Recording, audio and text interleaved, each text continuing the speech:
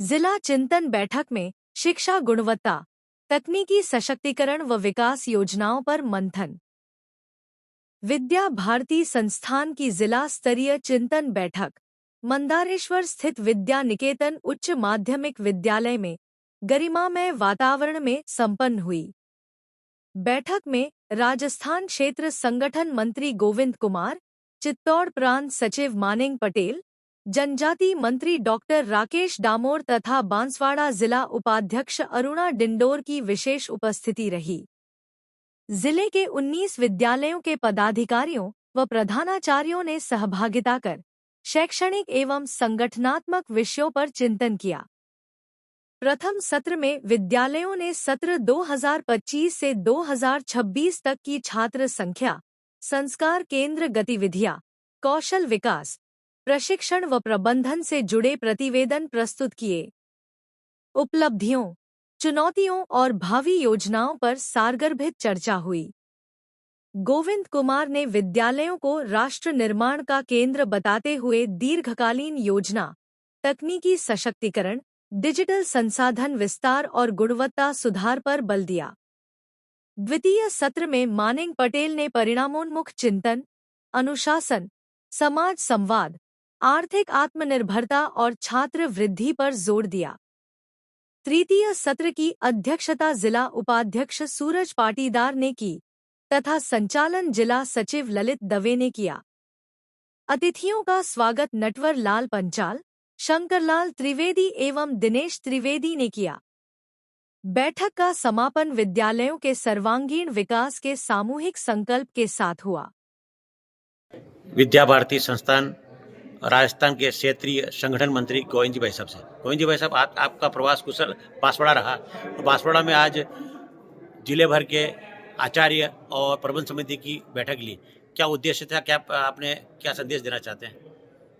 अपने इस बांसवाड़ा जिले में प्रति वर्ष जब हमारा जो स्कूल का सेशन है उसके लास्ट में और अगले वर्ष की योजना, ऐसा करने के लिए प्रत्येक विद्यालय के प्रधानाचार्य और वहां की प्रबंध समिति अर्थात मैनेजमेंट कमेटी, इनके साथ यहाँ के जो प्रांत के कार्यकर्ता हैं वो साथ में बैठते हैं और पिछले वर्ष की समीक्षा, छात्र संख्या से लेकर के हमारी जितनी भी एक्टिविटी है, शैक्षिक जगत की शैक्षिक गतिविधियां हैं, उसको लेकर के एक समीक्षा और अगले वर्ष की योजना, इसको बनाने के लिए सभी मैनेजमेंट कमेटी और सारे जितने भी हम प्रधानाचार्य हैं वो सब उपस्थित होते हैं और अगले वर्ष की योजना बने। क्योंकि 2027-28 में विद्या भारती संगठन को 75 वर्ष पूरे होंगे, तो इस 75 वर्ष में एक लक्ष्य को लेकर के हम सब आगे बढ़े, इसकी ठीक से क्रियान्विति हो सके, सेशन वाइज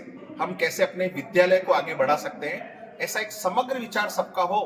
इसलिए सभी प्रबंध समिति और प्रधानाचार्य एकत्र आते हैं और यहाँ पर सामूहिक रूप से कुछ चिंतन मंथन करते हैं। ये बांसवाड़ा की इस प्रकार की चिंतन बैठकें हो रही हैं। कुछ नवाचार के लिए बात है।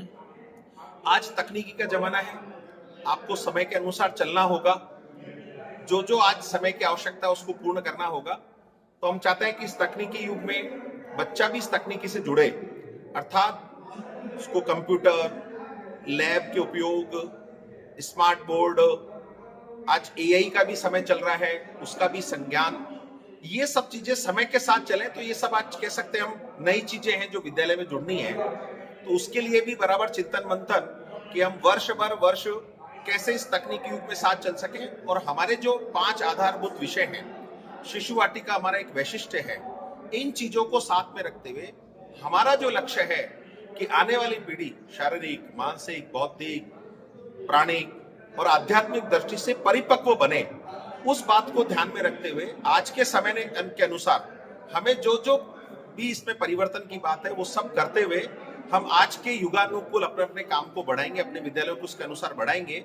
ऐसे नवाचारों करते हुए अपने विद्यालय में आगे बढ़ाए, ऐसी एक चिंतन मंथन इस बैठक में हुआ। संचालक जी जिस सज्जन शक्ति की बात करते हैं वो और कोई नहीं, मातृशक्ति में बहुत बड़ी सज्जन शक्ति है। तो फिर इनको हमारे अवसर के रूप में कैसे बदलना, विषय में बात नहीं कर रहा हूँ।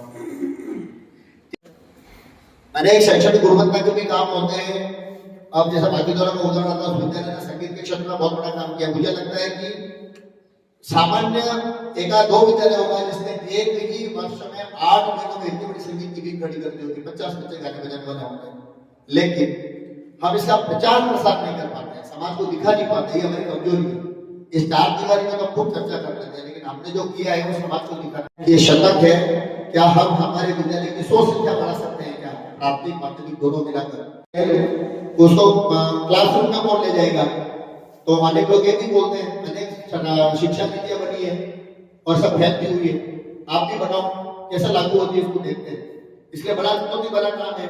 और सबसे बड़ा सौभाग्य का विषय क्या है, जिस विचार को लेकर विद्या भारती ने 1952 में प्रवेश किया शिक्षा के क्षेत्र में, उसी विचार को वैसा के वैसा आज राष्ट्रीय शिक्षा नीति में स्वीकार करना, ये हमारे लिए सबसे बड़ी जीत जिसको बोल सकते हैं वो है।